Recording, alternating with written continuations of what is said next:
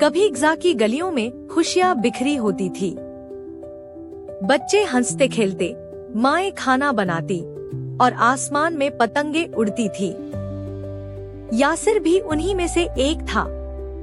6 साल का मासूम बच्चा जो हर रोज स्कूल जाता, अपनी माँ के हाथ की बनी रोटी खाता और अपने छोटे से बस्ते में सपने समेटकर चल पड़ता। उसका घर छोटा था लेकिन प्यार से भरा हुआ था।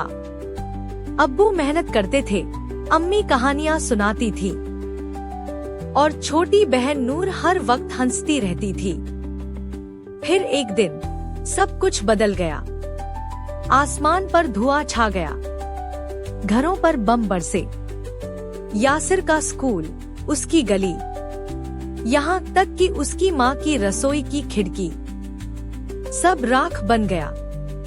यासिर के माँ बाप शहीद हो गए, सिर्फ वही और उसकी बहन नूर बच पाए, वो भी बेसहारे, भूखे और डर से कांपते हुए।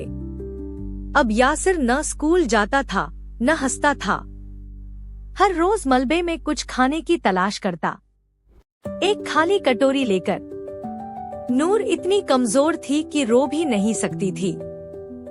एक दिन एक पुरानी दुकान के कचरे में उसे एक सूखी सी रोटी का टुकड़ा मिला।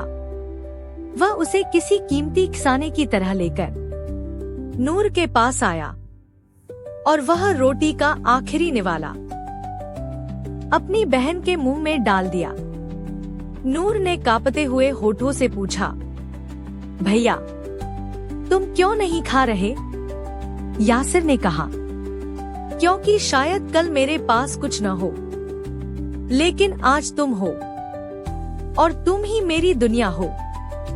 अगर यासिर की यह कहानी आपके दिल को छू गई है तो इसे सिर्फ देखकर मत जाइए, अपनी आवाज बनाइए इन मासूमों की आवाज।